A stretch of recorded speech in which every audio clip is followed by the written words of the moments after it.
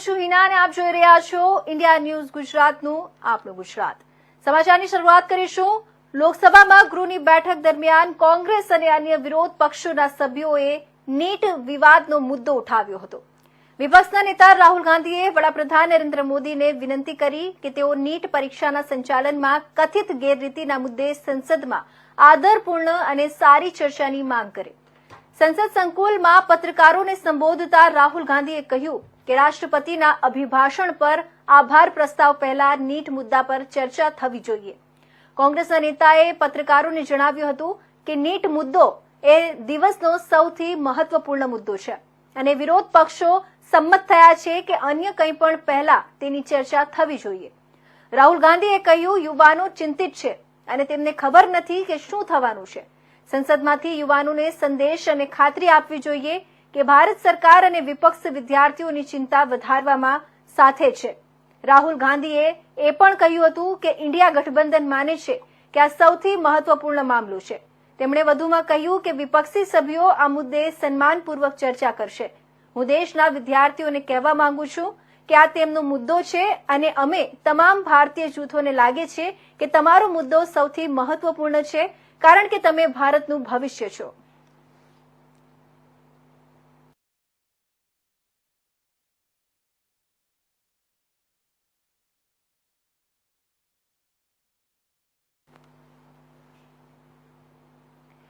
તો American space agency નાસાની અવકાશ યાત્રી સુનિતા વિલિયમ્સ અવકાશમાં અટવાઈ ગઈ છે.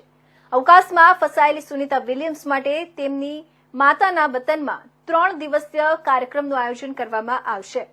પ્રથમ દિવસે સુનિતા વિલિયમ્સના લાંબા આયુષ્ય માટે ઝુલાસણ ગામમાં ગ્રામજનો એકઠા થશે અને બીજા દિવસે ગ્રામજનો દ્વારા અખંડ ધૂન ગાવામાં આવશે. ગ્રામજનો ડોલા માતાજીના મંદિરમાં હવન કરશે અને સુનિતા વિલિયમ્સની પરત આવે તે માટે પ્રાર્થના કરશે. સુનિતા વિલિયમ્સના પિતા ઝુલસણ ગામના હોવાથી ગામની દીકરી માટે વ્યવસ્થા કરવામાં આવી હતી. આ પહેલા પણ ગામ લોકોએ સુનિતા વિલિયમ્સ માટે મંદિરમાં હવન કર્યો હતો.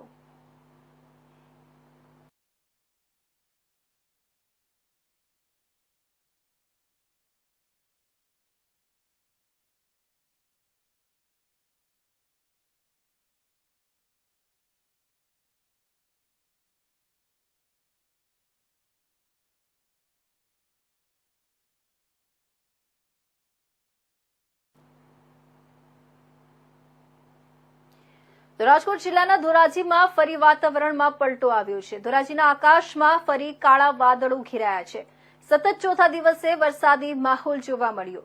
સતત વરસાદના કારણે ખેડૂતોમાં ખુશી જોવા મળી હતી. ધોરાજીમાં ધીમી ધારે વરસાદ પડી રહ્યો છે. કપાસ, મગફળી સહિતના પાકોને ફાયદો થશે.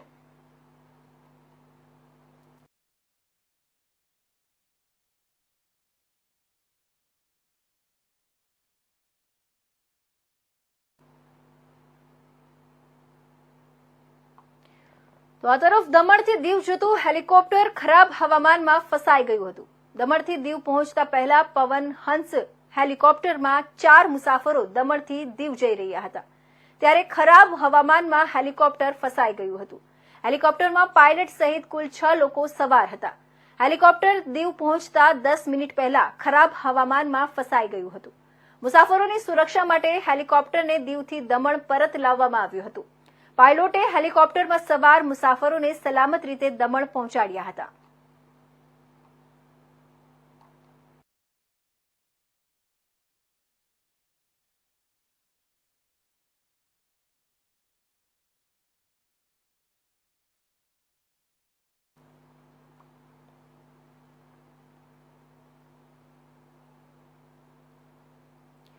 તો હવામાન વિભાગની આગાહી અનુસાર સૌરાષ્ટ્ર અને કચ્છના કેટલાક વિસ્તારોમાં વરસાદી ઝાપટા પડવાની શક્યતાઓ રહેલી છે. જિલ્લાનું વહીવટી તંત્ર અને ડિઝાસ્ટર મેનેજમેન્ટ સજ્જ બન્યું છે. ગીર સોમનાથ જિલ્લામાં એનડીઆરએફની 30 જવાનોને ઉતારવામાં આવ્યા છે. આ ટીમ રબરની બોટ, લાઈફ જેકેટ, દોરડા, બીજા રેસ્ક્યુના સાધનોથી સજ્જ હોય છે. તો જિલ્લા વહીવટી તંત્ર દ્વારા દરિયાકાંઠાના નીચાણવાળા ગામોમાંથી લોકોનું સ્થળાંતર કરાવવાની વૈકલ્પિક વ્યવસ્થા પણ કરાઈ રહી છે. એનડીઆરએફની ટીમ સ્થાનિક વહીવટીતંત્રની સાથે સંકલન કરી દરિયાકાંઠાના વિસ્તારની ભૌગોલિક સ્થિતિનો ચિતાર મેળવવા સ્થળ પર વિઝિટ પણ કરશે.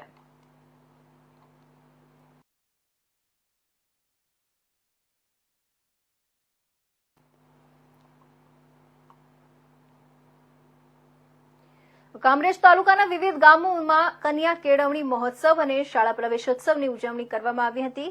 આંગણવાડી અને પ્રાથમિક શાળામાં પ્રવેશ મેળવેલા ભૂલકાઓનું સન્માન કરવામાં આવ્યું હતું. કન્યા કેળવણી મહોત્સવ અને શાળા પ્રવેશોત્સવ વર્ષ 2024ની કામરેજની વિવિધ શાળાઓમાં ઉજવણી કરવામાં આવી હતી, જેના ભાગરૂપે વલણ, પરબગામ અને ઉંભેડ ગામના પ્રાથમિક શાળા ખાતે પણ કાર્યક્રમો યોજાયા હતા. આ કાર્યક્રમમાં આંગણવાડી તથા પ્રાથમિક શાળામાં પ્રવેશ મેળવનાર બાળકોનું સન્માન કરવામાં આવ્યું હતું. સાથે સાથે તેમને શિક્ષણ કાર્યમાં કામ લાગે તે માટે કીટનું વિતરણ પણ કરવામાં આવ્યું હતું. ઉપસ્થિત મહાનુભાવોએ શાબ્દિક પ્રવચન કરી બાળકોને શિક્ષણ પ્રત્યે રૂચિ વધારવાની પ્રેરણા આપી અને ઉજ્જવળ ભવિષ્ય માટે શુભકામનાઓ પાઠવી હતી. આ પ્રસંગે કામરેજ જિલ્લા પંચાયતના સદસ્ય સુમનબેન રાઠોડ સહિત ગામના અગ્રણી અને રાજકીય આગેવાનો ઉપસ્થિત રહ્યા હતા.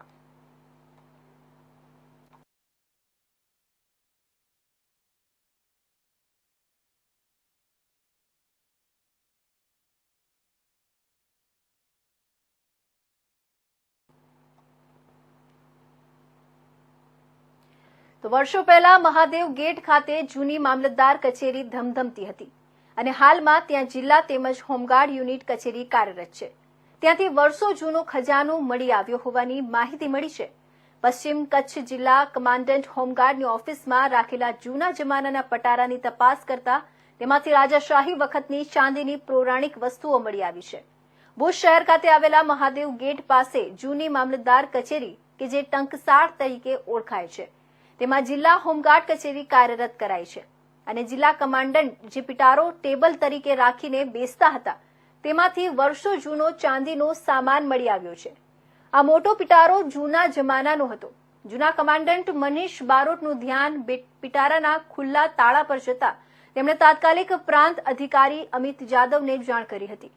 પ્રાંત અધિકારીની ગંભીરતા અને સતર્કતાથી તેમણે તાત્કાલિક તપાસ માટે મામલતદાર NS Malek, circle officer Amit Yadav, જાગીર શાખાના શિલ્પાબેન ઠક્કર, નાયબ મામલતદાર શિવજી પાયાન સહિતનો સ્ટાફ ત્યાં પહોંચી ગયો હતો.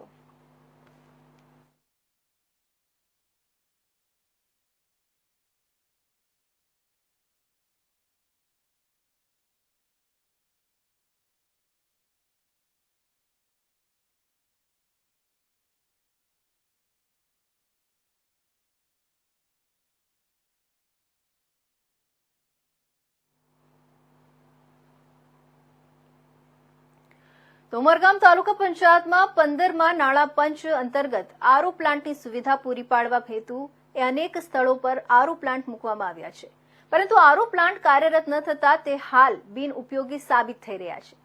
કામગીરીમાં બેદરકારી દાખવી હોવાના આક્ષેપો પણ કરવામાં આવ્યા છે અને કામગીરી પૂર્ણ થયા વિના ચૂકવણું થઈ ગયું હોવા બાબતે ફરિયાદ મળતા તાલુકા પંચાયત પ્રમુખ લલિતાબેન, કારોબારી અધ્યક્ષ મહેશ આહિર, તાલુકા પંચાયતના એસઓને સાથે રાખી સ્થળ મુલાકાત કરી હતી, જ્યાં તેઓને ફરિયાદમાં તથ્ય જણાઈ આવ્યું હતું.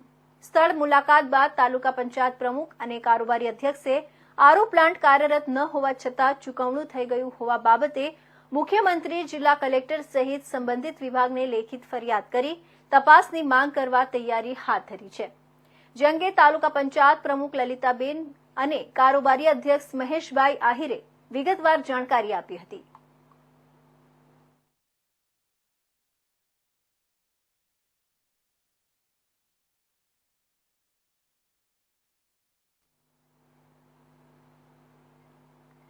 તો રાજ્યના પાડોશમાં આવેલા સંઘ પ્રદેશ દમણના દરિયામાં 2 પ્રવાસીઓ ડૂબી જવાની ઘટનાનો એક વિડીયો અત્યારે સોશિયલ મીડિયામાં વાયરલ થઈ રહ્યો છે. 2 યુવકો દરિયામાં ડૂબી રહ્યા છે. આથી કિનારે ઉભેલા લોકો તેમને બચાવવા માટેના પ્રયાસ કરે છે. બચાવવાના અનેક પ્રયાસો છતાં પણ બંને દરિયામાં તણાઈ ગયા હતા. બનાવની વિગત મુજબ મોટી દમણના જામપોર બીચ નજીક સુરતના કાપોદ્રા રાઈસ મિલ વિસ્તારમાં રહેતા યુવકોનું એક ગ્રુપ દમણના જામપોર બીચ ફરવા માટે આવ્યું હતું. એ દિવસે દરિયામાં ઊંચા મોજા ઉછળી રહ્યા હતા અને દરિયો તોફાની બન્યો હતો. તેમ છતાં આ યુવકોનું ગ્રુપ દરિયા કિનારે સીડી પર બેઠું હતું. એ સમયે અચાનક દરિયામાંથી ઉછળીને આવેલા એક તોતિંગ મોજામાં 2 યુવકો તણાઈ ગયા હતા. આ દ્રશ્ય જોતા સાથી યુવકોએ બૂમાબૂમ કરતા મોટી સંખ્યામાં લોકો એકઠા થઈ ગયા હતા, પરંતુ તણાયેલા યુવકો દરિયાના પ્રચંડ મોજાઓમાં ફંગોળાઈ રહ્યા હતા. મોજા સાથે કિનારા સુધી આવી ગયેલા યુવકોને બચાવવા લોકોએ અનેક પ્રયાસો કર્યા હતા, પરંતુ દરિયામાં ઉછળી રહેલા મહાકાય મોજાઓની થપાટો સામે બચાવવાના પ્રયાસ પાંગડા સાબિત થયા હતા. આખરે કમનસીબે આ બંને યુવકો મહાકાય મોજાની સાથે તણાઈ ગયા હતા. આખરે લાંબા સમય બાદ બંનેના મૃતદેહ મળી આવ્યા હતા. આ મૃતક યુવકોમાં કમલેશ કુમાર કુશવાહા અને અરબાઝ અલી મિયાનો સમાવેશ થાય છે. આ અગાઉ પણ અનેક વખત દરિયા કિનારે મોટી ભરતી વખતે આવી ઘટનાઓ બની ચૂકી છે. જોકે આ વખતે પણ ફરી એક વખત બનેલી આ ઘટનામાં 2 યુવકોના જીવ ગયા છે. એક સાથે 2 પર્યટકોના મોતને કારણે સમગ્ર પંથકમાં ગમગીનીનો માહોલ છવાયો હતો.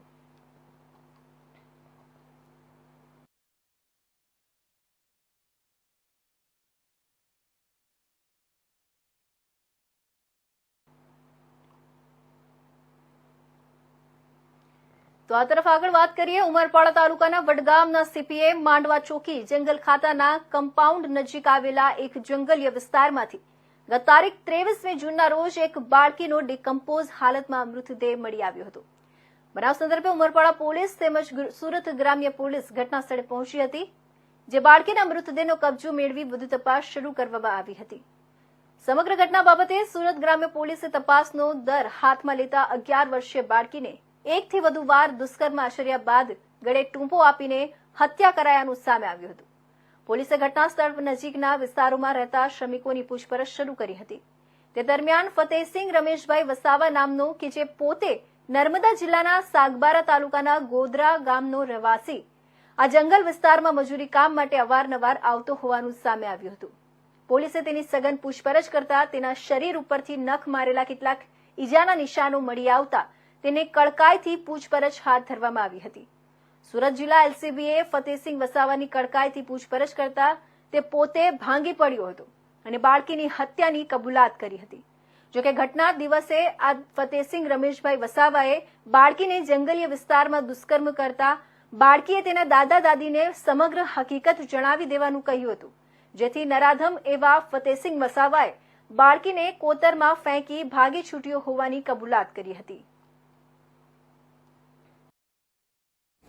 આણંદના ચિખોદરા ગામમાં ક્રિકેટ મેચ જોવા ગયેલા આણંદના યુવકો પર હુમલો કરી છરીના ઘા ઝીકી તેમજ માથામાં બેટ મારી યુવકની હત્યા કરવાના ગુનામાં સંડોવાયેલા ન હોય એવા નિર્દોષ આરોપીઓને ધરપકડ નહીં કરવાની માંગ સાથે કલેક્ટર કચેરી ખાતે ચીટનીસને આવેદનપત્ર આપ્યું હતું.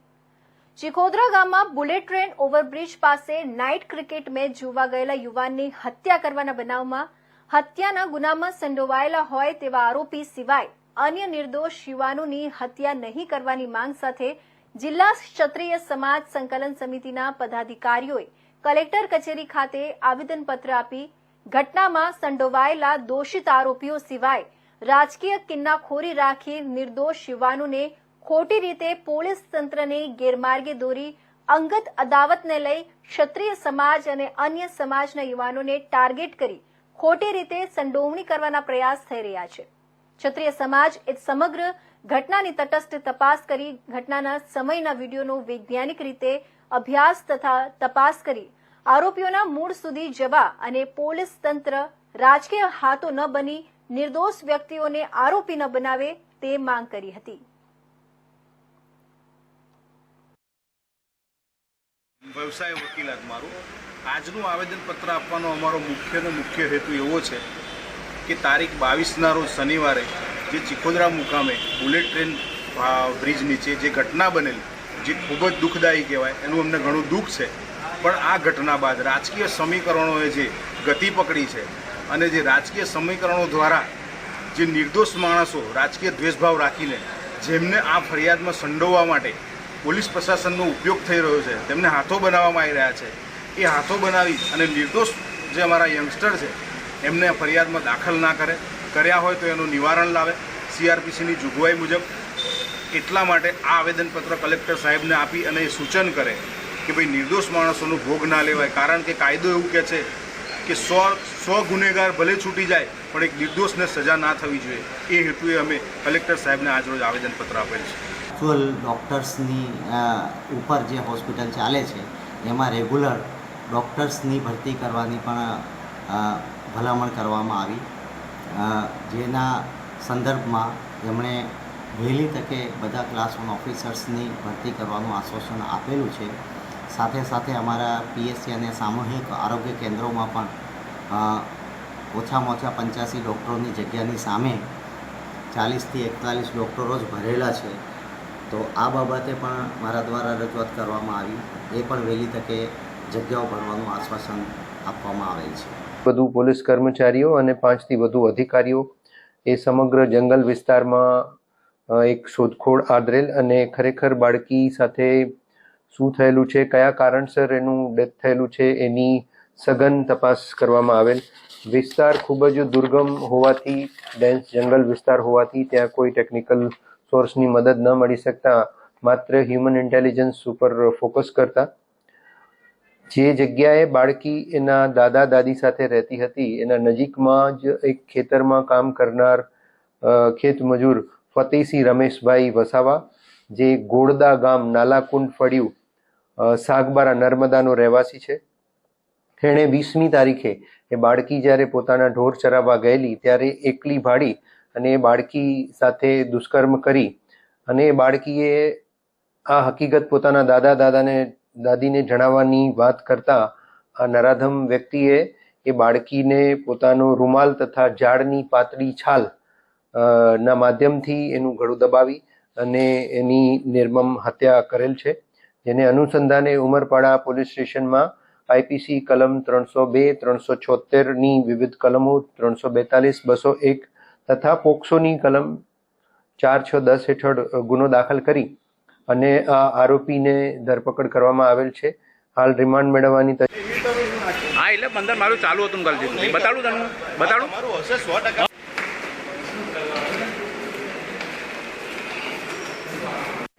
તારીખ 22 શનિવારના રોજ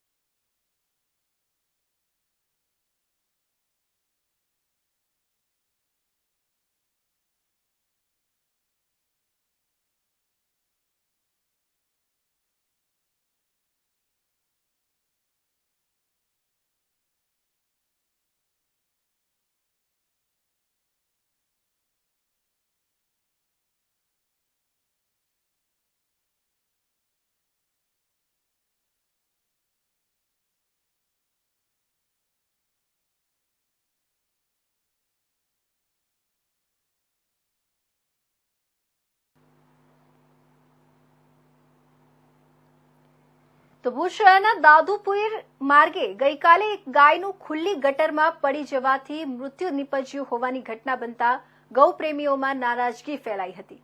નારાજ ગૌપ્રેમીઓએ આ મામલે પોતાનો રોષ તંત્ર સમક્ષ વ્યક્ત કરવા ગાયના મૃતદેહ સાથે ગતરાત્રિએ ધરણા શરૂ કરી આખી રાત રામધૂન બોલાવી હતી. આખરે સવારે કચેરી ખુલ્યા બાદ ચીફ ઓફિસર પાસે ગાયના મૃત્યુ પાછળ જવાબદાર સામે કાયદેસરની કાર્યવાહી થવા અને અન્ય જીવની આહુતિ અટકાવવા યોગ્ય કાર્યવાહી થવા ઉગ્ર રજૂઆત કરી હતી. આ વિશે ગૌરક્ષક નાનાભાઈ ભરવાડે કહ્યું હતું કે એક જ માસમાં શહેરમાં ગાયના મૃત્યુની આ ત્રીજી ઘટના સામે આવી છે. ત્યારે શહેરમાં ઠેક ઠેકાણે ખુલ્લી ગટરની ચેમ્બર અબોલ જીવો અને લોકો માટે જોખમી પુરવાર થઈ રહી છે. ત્યારે ગાયના મૃતદેહ સાથે પાલિકા કચેરી સામે ગત રાતથી 40 થી 50 ગૌસેવકો પોતાની લાગણી વ્યક્ત કરવામાં આવ્યા છે. જ્યાં સુધી જવાબદારો સામે કાયદેસરની કાર્યવાહી કરવામાં નહીં આવે ત્યાં સુધી અમે વિરોધ યથાવત રાખીશું. આ મામલે ચીફ ઓફિસર સમક્ષ રૂબરૂ રજૂઆત કરતા તેમણે જવાબદાર સામે કાયદેસરની કાર્યવાહી કરવા ખાતરી આપી હતી. આ મામલે ભુજના ચીફ ઓફિસર જીગર પટેલ સાથે વાત કરતા તેમણે જણાવ્યું હતું કે જે ગાયને ખુલ્લી મૂકી દેનાર અજાણ્યા ઇસમ સામે અને જે લોકોએ ગટરના ઢાંકણા લઈ ગયા છે તેઓ સામે કાયદેસરની કાર્યવાહી થવા પોલીસમાં લેખિત અરજી આપી છે. ખુલ્લી ગટર પર ઢાંકણા લગાડવા સૂચના આપી છે.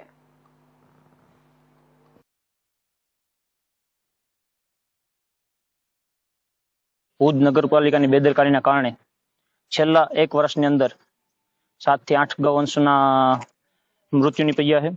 ત્યારે છેલ્લા આ 1 મહિનાની અંદર જ ક્યાંક ને ક્યાંક ગટરની ચેમ્બરના ઢાંકણા ખુલ્લા હોય, ક્યાંક ખુલ્લી ગટરોના કારણે તો એના કારણે અનેક ગૌવંશના મૃત્યુ થયા. છેલ્લા આ 1 મહિનાની અંદર જ આ બીજી ગાય માતાનું મૃત્યુ થયું છે. તો દરેક ગૌભક્તોમાં રોષ દેખાય છે. અને કાલે રાત્રે જ ત્યારે ગૌભક્તોને ખબર પડી તો તાત્કાલિક ગાય માતાના દેહને બહાર કાઢી અને નગરપાલિકાની આગળ લાવી ગાંધી ચિંધ્યા માર્ગે વિરોધ કરવામાં આવી રહ્યો છે.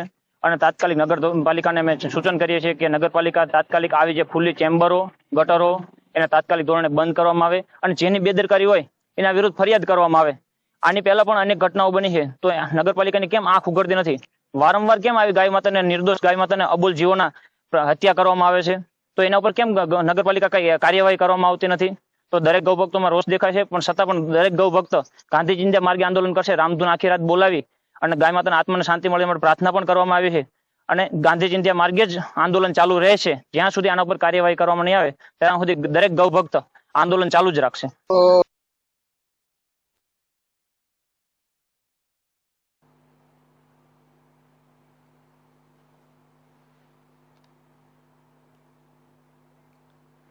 તો અત્યારે મહત્વના સમાચારમાં બસ આટલું જ. ફરી મળીશું નવા સમાચાર સાથે. ત્યાં સુધી જોતા રહેજો ઇન્ડિયા ન્યૂઝ ગુજરાત.